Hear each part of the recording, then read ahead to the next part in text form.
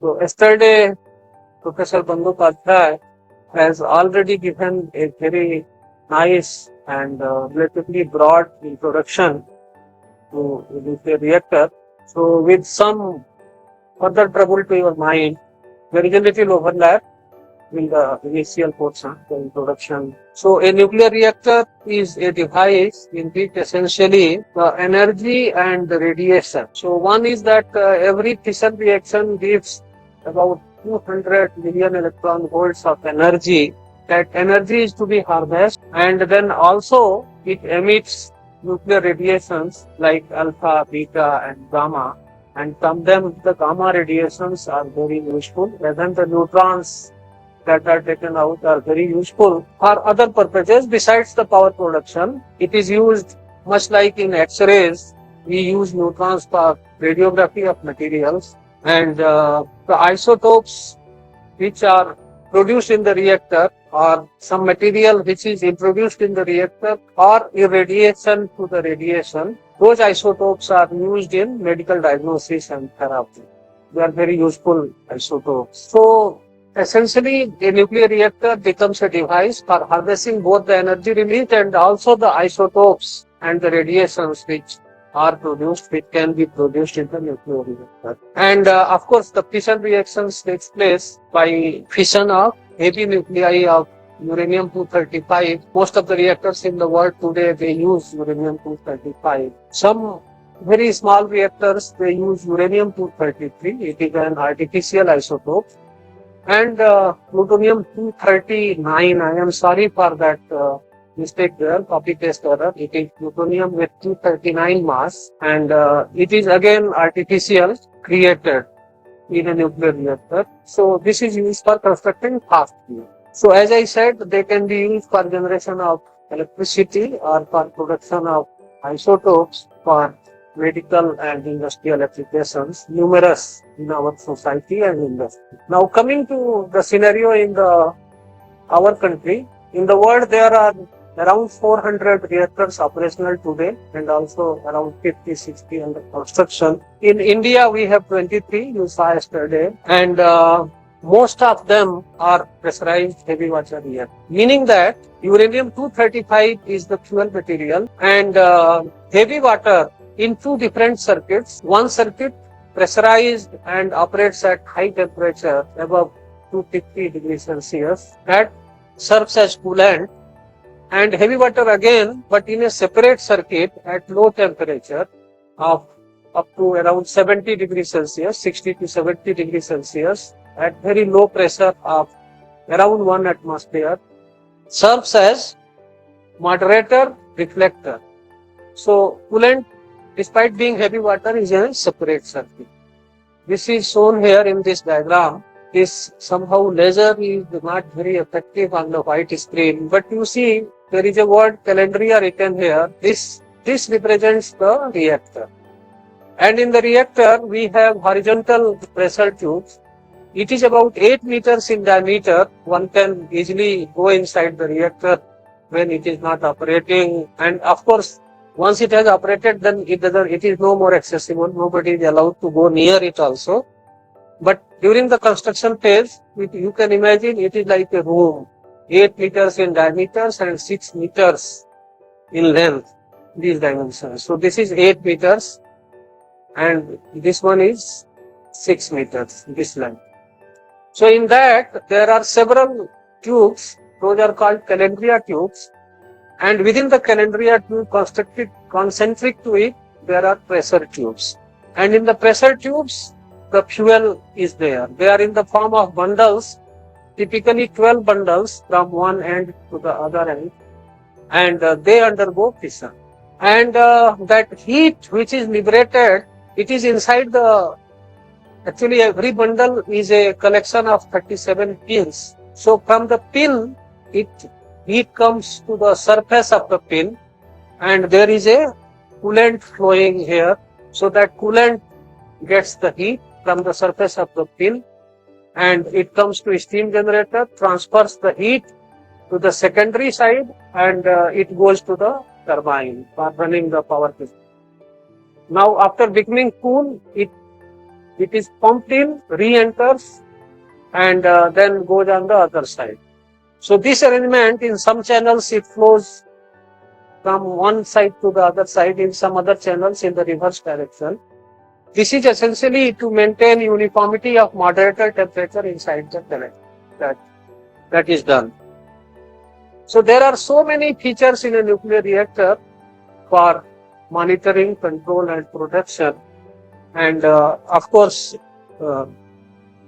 we are of kind of people who concentrate more on the control. So I will be talking about the control. It has refused to move. What to do? Even the keyboard is not working. So thank you.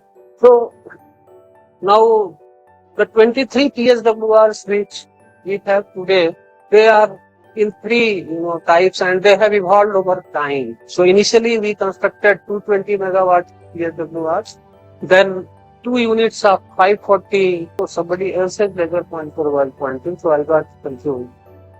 It was not mine there. So 540 megawatt PSWRs, 2 units of that type. And essentially these 540 megawatt PSWRs, they serve as a bridge between small units and the large units, 220 and 700. So there are only 2 540 megawatt units, and there are not likely to be more 540 megawatt units because geometrically they are identical.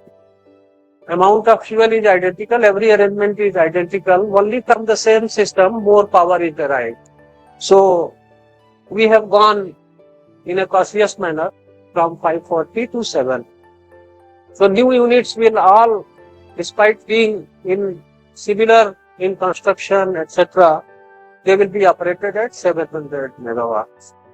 Now, as yesterday it was told by Professor Bandyopadhyay, this 220 is treated as a small size reactor, whereas 540 and 700 megawatt reactors are treated as large reactors, because the phenomena in these reactors is localized. Localized in the sense that what is happening in some portion of the core is not experienced in other portion of it. So it's like a large classroom where faculty may look at some section of the audience but may not know that the students in some other corner, they are not actually attentive in the classroom.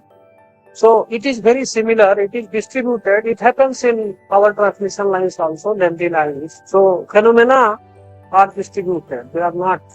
And so what you have to do is, if you monitor only at one location or if you control only at one location, you will not be successful in controlling the system, you will not be successful in monitoring the system. So you need distributed mechanisms for control, you need distributed mechanisms for monitoring. That is the meaning of large reactor. And therefore, the problem has two facets. One facet is the total power of the unit should be controlled, and other facet is the power distribution in it should be controlled. And the power distribution was talked yesterday by Professor Bandyopadhyay. I will be concentrating on the total power output. And success of both the controls will eventually decide the success of the total control. So as I said, this I will be concentrating on control of total power output and essentially applying the sliding mode control. This problem is relatively simpler compared to the power distribution or spatial control problem, because this is essentially a CISO problem, the total power control, and this is a NEMO problem, the total this power distribution control. And SMC is known to provide robustness, so that is why SMC is considered. And the particular class of SMC which is considered here is the optimal, integral sliding mode control along with one optimal. Now, let me just, this robustness point, I want to just bring to your knowledge one particular very interesting phenomena that happened in 540 megawatt PSWR units. First unit, actually unit 4, at Tarapur there were 2 units of 220 and 540 megawatt units are called as TAPS 3 and TAPS 4.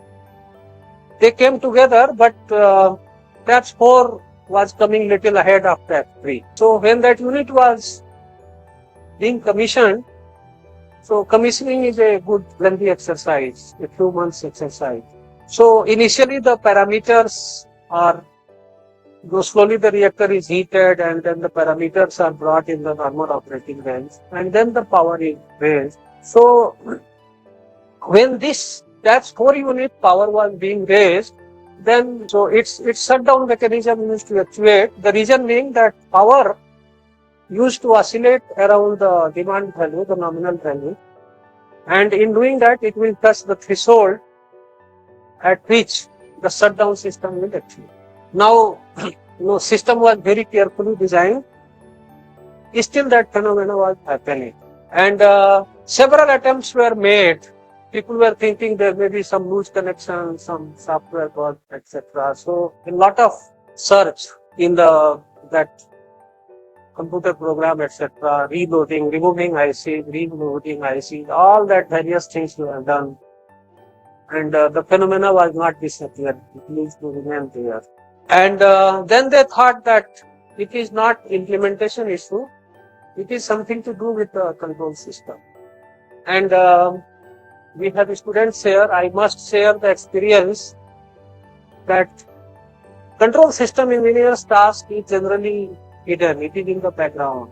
A person decides the structure of the controller, a person decides the various control constants. Like if you design SMC, you will get essentially state feedback multiplying that K you will get.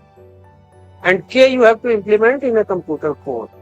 That's all the outcome is. Now that person who is implementing doesn't know that K came from regular state feedback design or it came from sliding mode control design. How it came, that is hardly of any importance. However, it should work. And if it doesn't work, then every finger points to the control engine. And the time is not there.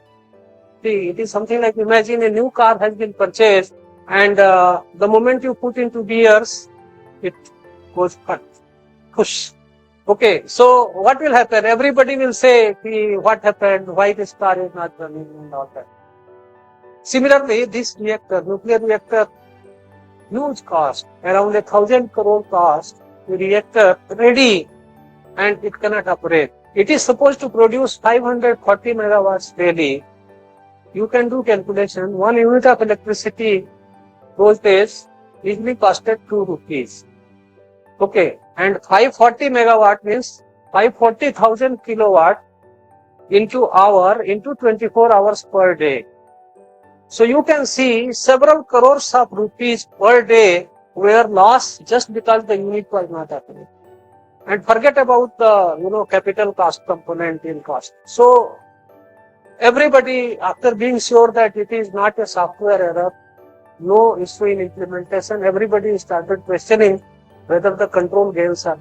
And then this exercise was done and it was found that control gains were correct for some fuel composition.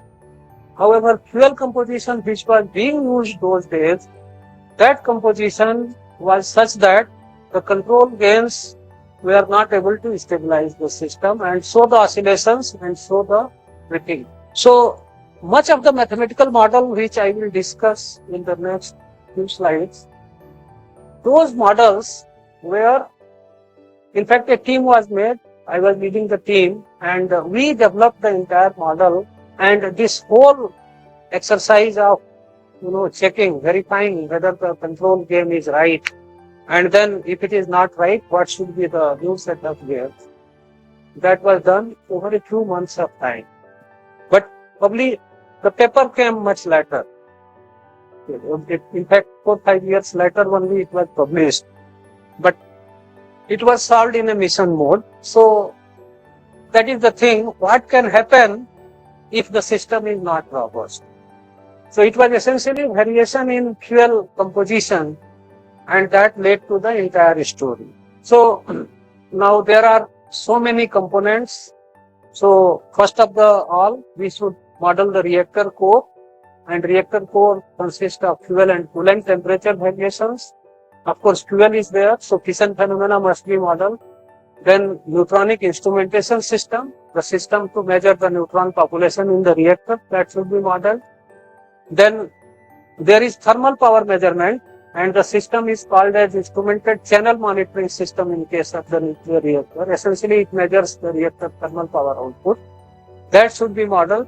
And the system for controlling the nuclear reactor is called as liquid zone control system. It is essentially the one which can raise power or lower the power, or it can keep the power steady. So that system is liquid zone control system, that is to be modeled. And then because the fuel and coolant temperature variations, they affect the dynamics of the reactor, to some extent there has to be core thermal hydraulics modeling also to characterize the fuel and coolant temperature variations. And of course, the control algorithms, means besides the controller, there are some more algorithms in the so-called reactor regulating system. So its job is to regulate the reactor power. However, it consists of a number of other systems. So they need to be modeled. So this is the way it is. On the left, what you see is that reactor, and inside that there are 14 actually. One is shown here, this zonal control compartment. They are at 14 places in the reactors, and the system consisting of all the zonal control compartments is called as the liquid zone control. So that eventually raises the neutron population or lowers the neutron population in the need. That neutron population is sensed by X-core instrument. X-core means they are located at the core boundary, and in-core instruments. So X-core instruments are ion chambers, and in-core instruments are called self-power neutron detectors. So the reactor power, neutron population in the reactor is sensed by this as well as by. However, it has been seen that in the low power regime, in order to enhance the resolution of instrumentation, it is always better to use logarithmic characteristics.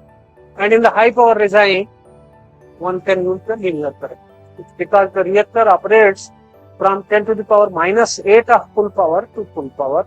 So that 8 decades is not possible to cover by linear instrument. So initial 10% is covered using logarithmic instrumentation, and subsequent 2 decades towards full power are covered using linear instrumentation. So at low power one uses logarithmic instrumentation, at high power one uses linear instrumentation, and somewhere between 5 and 15% a combination of both is used. So that is as far as the instrumentation is concerned. Then this is the thermal power instrumentation. Selected 40 coolant channels, across them we measure the T out and T in.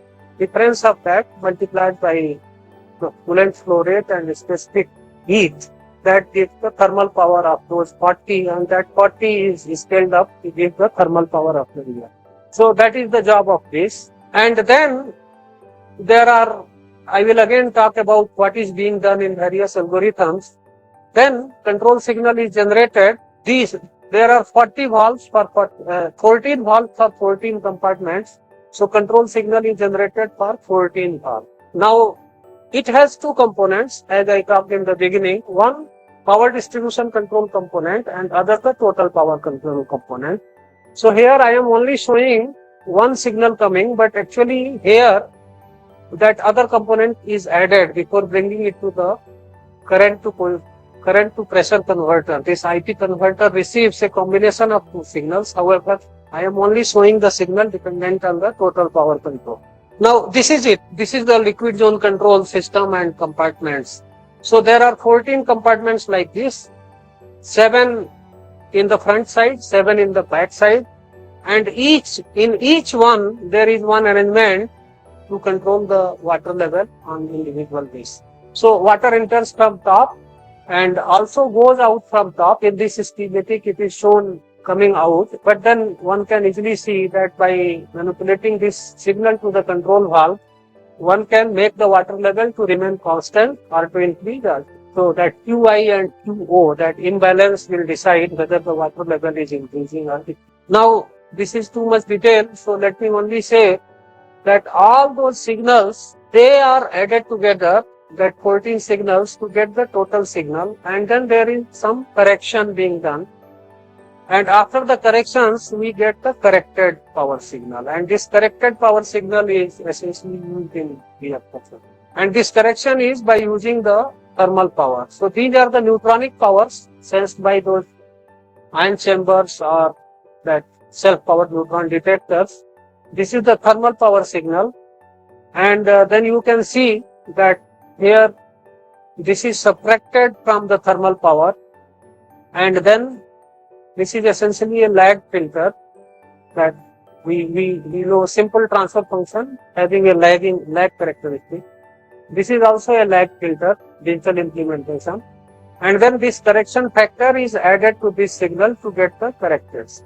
So now first coming to the fission reactions, there are two types of neutrons. One is called as the prompt neutrons. They are almost immediately released in a fission reaction within 10 to the power minus 14 seconds. And the other is called as the delayed neutrons. Delayed neutrons come little later, from about a milliseconds to up to a minute they take to come. Some of them come early, some of them come fast, but they are all delayed, all in the category of delayed. And because if they were not there, then it was virtually impossible to control a nuclear reactor, because everything, energy, neutrons, everything would have appeared immediately. So delayed neutrons are very helpful in reactor control. However, they introduce dynamics in the system. So they are helpful, but dynamics need to be modeled. So these delayed neutrons are assumed to come in fraction of beta I and after a decay associated with a decay constant of lambda I. There are 6 groups, and of course there is a total delayed neutron fraction, which is summation of the yield of 6. So total number of neutrons in fission is nu, and so nu times 1 minus beta is the prompt neutrons, and nu times beta is that delayed neutron. And if one considers that whole volume of the core, within that one unit volume, then in every unit volume, all these phenomena are simultaneously happening. Some neutrons are being absorbed, some neutrons are causing fission, and some of them are appearing as prompt neutrons, some of them are appearing as delayed neutrons. So this is the neutron absorption rate. This is the neutron absorption rate in fission, and fission is happening at that rate. Then this is the prompt neutrons coming, and this is the delayed neutrons coming. So nu times beta times the rate of fission. So nu beta sigma phi is the delayed neutrons, and nu 1 minus beta sigma phi is the prompt. And as I said, delayed neutrons will come later. So they are coming by this mechanism. Lambda I times the number of nuclei which are releasing delayed neutrons is essentially contributing to delayed neutron. So if one combines all this, then one gets this relation. This is how the neutron population in one unit volume varies, neutron density. It is this prompt neutrons, this is the absorption rate, so a negative sign, and this is the production of delayed. Now there is little manipulation. So essentially this sigma A V is taken common, and this term is given a new name, and also this term is given a new name, and so this appears in this form. Now K here is called as the multiplication factor, and essentially if K is 1, then neutron population in the reactor becomes constant, and if K is more than 1, then neutron population increases. If K is less than 1, neutron population will decrease with time. So essentially this multiplication factor K has to be controlled. Please stop that. Thank you very much. Multiplication factor K has to be controlled, and that change in K represented as a fraction of K is called as reactivity. So whether you control K or you control reactivity, both are same thing, but two different definitions. And there are some approximations that I have not shown here in order to keep the things look simple. But if one goes to study in detail, then one will see that what are those approximations. Again, somebody has to help you. Thank you. Now, please. Yeah. So, this is those equations. As I said, this change in K represented as a fraction of K is reactivity, and that L by K is L star. So, once those definitions are introduced, the equations have even little neat look. And so, this is input. Rho as a function of time is the input, and this rate of change of neutron density depends on the neutron density and the delayed neutron precursor's concentration. So this is one nonlinear equation, essentially because this input term is multiplying the state itself. So because of that, there is a nonlinear. And on similar lines, the delayed neutron precursors are modeled in this manner. This is their rate of change at any time, and this is equal to the difference of production rate and the decay rate. So they disappear only because of T. So this difference, and again using the definitions of K, that manipulation is done, so it comes into this weak form, beta by L times the neutron density minus its decay rate. So those two equations, essentially they are 7 equations. This is one equation for neutron density, and these are 6 equations corresponding to I equal to 1 to 6, because delayed neutrons appear in 6 groups. So these 7 equations, they constitute the model of the reactor. Now there is again a little history behind this next bullet which I have shown. Actually, initially when people constructed nuclear reactors, they never wanted to reveal the reactor power. So always they said relative power of unit is 1. So everybody knows that if you normalize with respect to full power, then it will be 1 at full power. So even it is the trend today that we express the quantities in terms of their normalized term. So neutron density anytime divided by neutron density at full power, or power anytime divided by power when reactor is operating at full power, they will be the same things, and that is denoted by P. And similarly, the delayed neutron precursor's concentration anytime is shown by Ci, capital Ci, and Psi I is the actual number density, number of delayed neutron precursors per unit. So this is called as the fractional full power value. And when we talk in terms of fractional full power, then we don't have to mention anywhere the reactor power. And this is, people utilized this earlier, they never like to reveal the reactor power, but now this is no more valid. People happily tell that they are generating so much nuclear power in their country, and they are happy to mention the reactor power. But there is one advantage, mathematical advantage. Those people who will work in 2-time scales, they will find that when we work with fractional units, then the system matrix appears in a very nice form. It is mathematically more tractable. Whereas if we work in absolute values in many units, then the matrix doesn't come in that way. So, in fact, in my research initially, I used the fractional values for that mathematical advantage. So, then the equations become like this, that argument T along with the variable has been dropped for meet appearance. And this reactivity rho, total reactivity, is made up of 4 terms.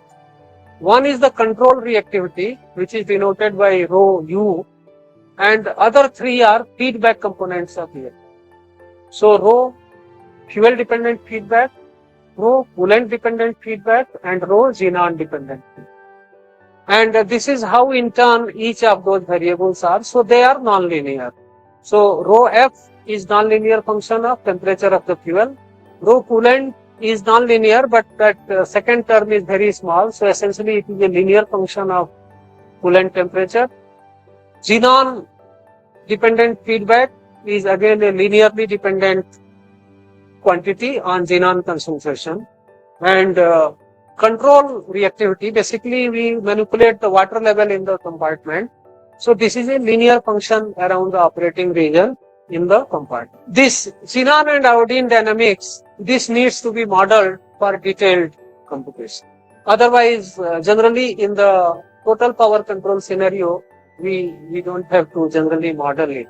So why we have considered, because in our study, we have tried to show that it should be robust. Despite the presence of xenon iodine dynamics, the system should not lose stability and it should preferably have good transient response characteristics. So that is the reason we have modeled. Otherwise, it is not useless. Now, this is the I already told, but for more inquisitive minds, this is where we apply air pressure, and air pressure itself is dependent on the control voltage or control current, that current or voltage signal that comes.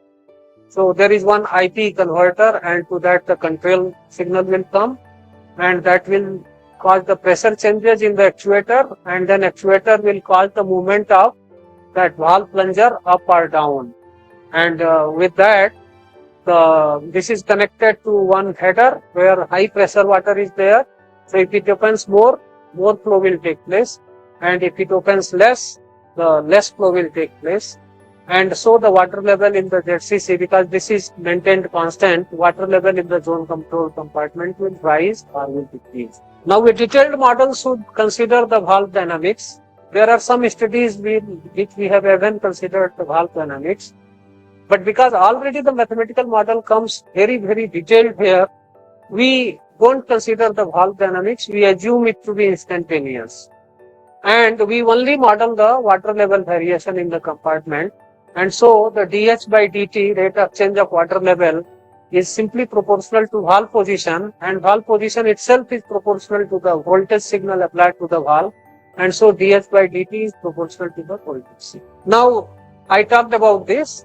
So ion chamber or SPND, both are instantaneous devices, but the amplifiers are provided with delays filtering purposes, noise filtering purposes. So this log amplifier is a second order system given by this. You can see when it is in steady state, it produces a current which is proportional to log of reactor power. And this channel, linear amplifier, so before I come to that, there is a rate amplifier here, DDT, and that rate amplifier is again a second order system. And there is a linear amplifier, I don't know, I probably forgot to put down the equations of linear amplifier, that is a first order system. So essentially there are two time constants of two stages of the log amplifier, one time constant for linear amplifier and two time constants associated with two stages of the rate amplifier. Yeah, here it is that linear amplifier, correct. And then I said core thermal hydraulics. So basically that heat released is proportional to reactor power, and heat going out is proportional to difference between the fuel temperature and the coolant. And there is of course a delay because the coolant enters and leaves at another end. So it takes about 8 seconds time to travel from one end to the other end. So it should be essentially modeled as a transport delay, but we have modeled it as a time constant. And then similarly, this is the heat absorbed in the coolant and this is the heat removed from the coolant. And there is of course a temperature that average. We are dealing with the average temperature of the coolant. We are not considering it specific. And so the RTD senses a temperature, this coolant temperature, somehow on why it doesn't appear. So that RTD senses the coolant temperature, and it is again a first order system including its amplifier. And then one has to convert the signal of RTD into the thermal power using this expression, and then that current is proportional to PTH, and of course this is that model 4 to 20 milliampere current that appears. Then again for the purpose of noise filtering, when the data are acquired in the reactor regulating system, there is a stage containing first order lag filters, this block. So all the signals, these are the digital equivalents of that lag. So this is the past value. First term is the past value of the signal, and second term is the current value of the input, and so this is the state and this signal. So there is a filtered value, we call it. Filtered value is a composition of previous value and the current value, and this is essentially that basic lag filter which we have. So all the signals, when they are acquired and they are brought into the control algorithms, they are smoothed by lab. Yeah, so essentially I was trying to show that the next block is power measurement and the correction routine, which is this block, and this block is outwardly like this, internally it is like this. I explained it a little while back. So essentially there are two lag filters implemented inside, and difference of the thermal power and that neutronic power is essentially the correction factor which is added to the neutronic power to get the corrected power. Now, there is a very interesting reason for doing this. What happens is, neutronic power is a prompt signal. Neutronic measurement is a prompt signal. Thermal measurement gives a delay. Despite being a prompt signal, neutronic measurement is subject to errors. So when control rod moves, the detector signal will be less than what it should be. So let us say control rod is moving here, so detector doesn't get the neutron which was coming, so it will show less. Control rod moves out, it will show the actual value. So if we do reactor control based on that neutronic signal, then reactor will not be controlled properly because the signal itself is erroneous. Thermal power is the true thing to which the reactor should be controlled. But if we control using thermal power signal, then that signal has delay, and again the actions will be delayed. And we know that what can happen if delayed action is happening. There are several phenomena. Means correction which is being applied now is dependent on the values of signal which was there 2 minutes before. And this effect of correction having been applied now will appear on the system few minutes before, a few minutes later. So this can lead to, a situation where a system otherwise good, operator will make it behave something very bad. So that is why this correction is done. The thermal power correction is done. So it possesses both the characteristics. It possesses the high speed, high response characteristic, good response characteristics, and accuracy of the thermal power. So that is to be modeled, and again this is a set of few first order equations like this. So at the end we get this signal, this one, which is generated like this, and each of these two are generated by these first order models. And then we get the reactor power for controlling the reactor. That total power for controlling the reactor is obtained as a combination of some multiplier Fi times one component and 1 minus Fi times the other component. One is based on the SP&D, other is based on the X-core ion chamber. And you can see that if Fi is 1, then this component will disappear. And if Fi is 0, then this component will disappear. So this is done for smooth switching in the operating range. At low power, this Fi will be kept 0. So reactor will be controlled based on this. In high power, Fi will be kept 1. So reactor will be controlled using. So this is a very smooth way of switching reactor control from one instrumentation to other instrumentation without actually operating a switch. That is a very nice feature which is there. And so this Ti is generated by inverting, by log inversion. Now there is no need to read the values, but we have all the parameter values etc. specified for the sake of completion, and there it is. This parameter beta essentially is the one which varies with the fuel composition. So initially in the reactor there is fresh uranium. However, when it generates power, the uranium component decreases and the plutonium component increases. And because of increase in plutonium composition, plutonium content, this beta I reduces with time. And if it has reduced much, the fuel has to be removed. Fresh fuel is to be brought in the reactor. So every day 2 to 4 bundles are replaced, so that the reactor is maintained, reactor fuel composition is maintained at an equilibrium. But if we are not able to do that, supposing availability of fuel issue or if fueling machine itself is not operating, then what will happen? This beta I will reduce over a period. And that is where the robustness question has to be handled. And then, as I said, xenon iodine dynamics actually affects the reactor operation, but we generally don't consider in mathematical modeling when it comes to controlling the reactor or its total power. So, with these considerations, we have to actually address the robustness issue. And existing system has two proportional loops, one depending on the power, other depending upon the rate. So essentially, it incorporates proportional plus derivative control. However, that phenomena which I described, the instability phenomena of the reactor, that generated interest that can we solve it by better methods. So that is where one of our students, he came up with this sliding mode control application to solving this problem of robustness issue in this way. So a few slides on design. I think audience here is very learned, more learned than me when it comes to sliding mode control.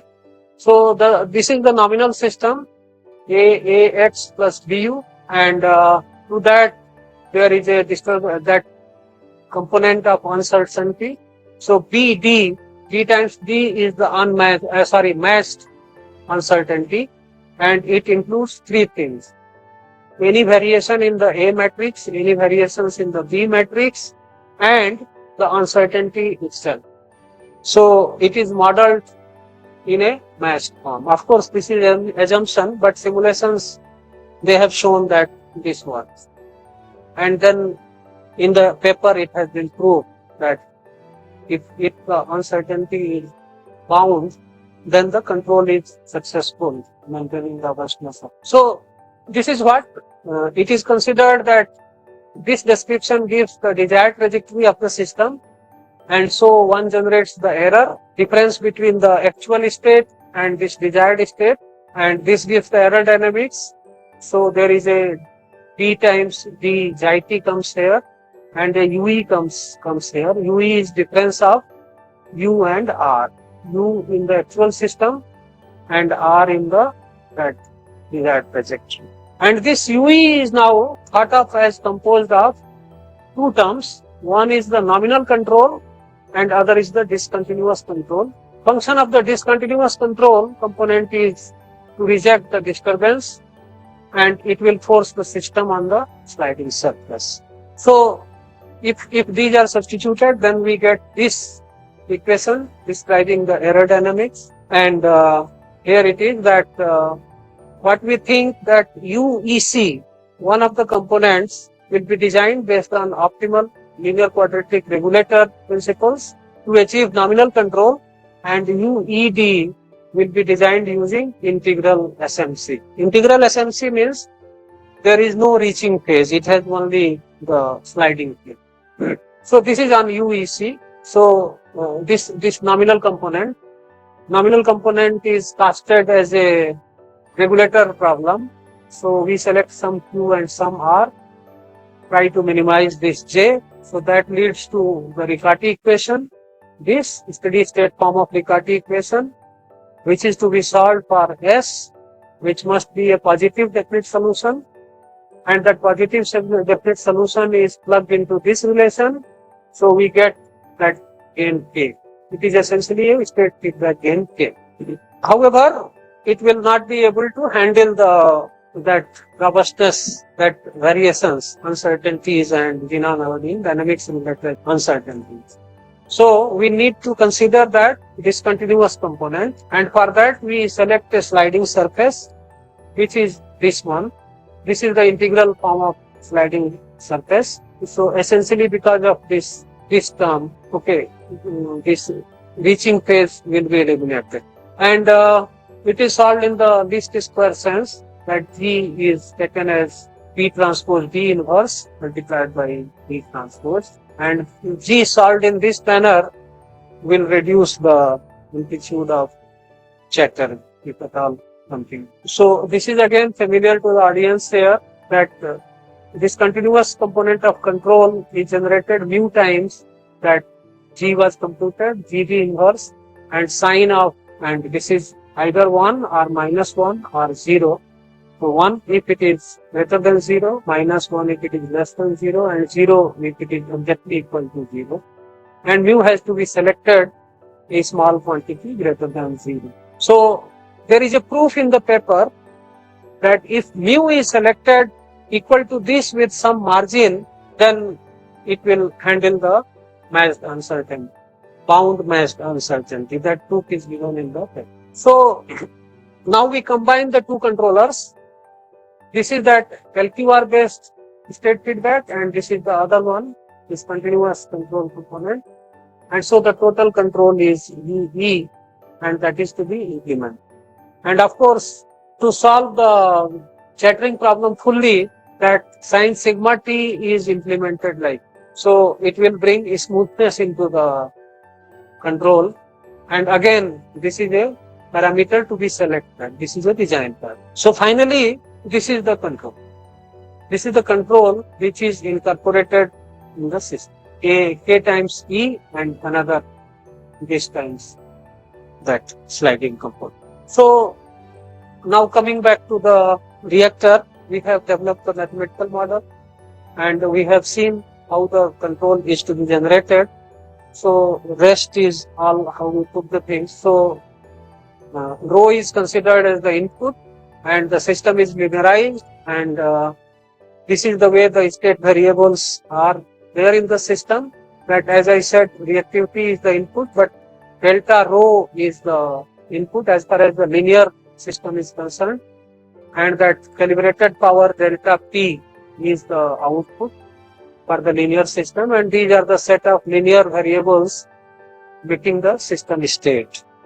So this is a system of order 21. In fact, even though the total power control problem of nuclear reactor is a simpler problem, but still you can see that it leads to a very high order system. Order of system is 21. In the spatial control which Professor Bandyopadhyay presented yesterday, the order was 70. So in no way this order is so small. But only difference is this is a single input, single out. These are the values of various quantities in the system matrix, input matrix and the output matrix. Just for completion of the presentation, I am not going to read the value. And this is how we choose the parameters for design. So Q is chosen as an identity matrix multiplied by 5 times 10 power minus 4. The input weighting matrix 6 times 10 to the power 6. You can see the cost of input is considered very high. Actually, in a nuclear reactor, the input has to be varied in a very small band. And because of that, this R is chosen generally very high. And these are the other two parameters for design of the integral sliding mode control, epsilon and mu, both are chosen as 0.02. And this is how that XD is generated. XD is essentially taken as the steady state values of the various variables coming from the solving of the nonlinear equations at the steady state. So that is how we get the desired result. So we test the system performance by simulation in 4 different situations. We first consider the system without uncertainties. Then we consider with the uncertainty in beta and lambda. And then we see what happens in case of external disturbance. And finally, effect of on-model dynamics. So first one, we consider the reactor to be operating at a steady state initially at 80% power, 0.8 fraction full power. And first the power is raised to 0.83 here. And then again it is raised to 0.9. In 2 steps, the power is raised. First 0.8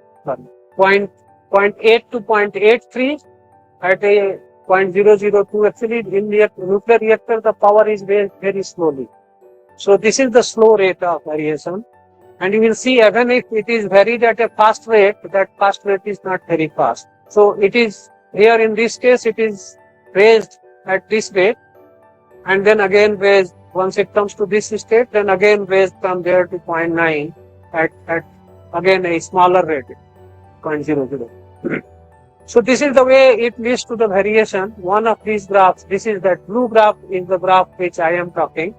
And for comparison, this he has plotted existing controller. And of course, he has plotted one conventional controller in which regular SMC was put, not the integral SMC, the one with the reaching and sliding phases both, done by some other person.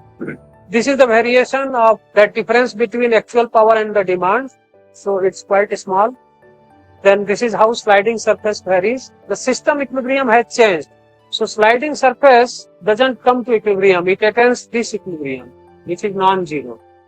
And the reactivity again stabilizes at a different value because of the internal feedback effects. However, the control valve at the ZCC input, it comes to the equilibrium position after the transient. This is the other transient in which power lowering is considered. Lowering is done at a faster rate of 0.005 full power per second, fractional full power per second. It is shown lowered from 0.9 to 0.4, and this is the system behavior. Very nice behavior. This is the behavior shown by other quantities. So power, that deviation from demand power, it is eventually brought to, deviation is brought to zero within short time of about 5 minutes. Sliding surface, again, it doesn't come to the same, it doesn't attain the same equilibrium, it attains a different equilibrium.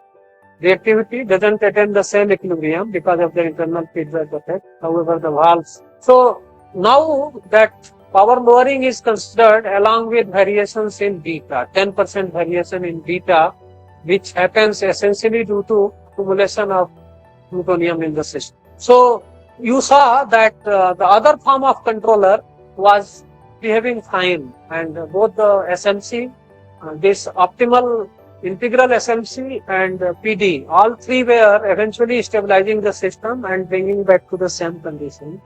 But here you see, when we consider the changes in beta, beta different from the value at which the system was designed, then you see only the optimal integral SMC gives a better performance.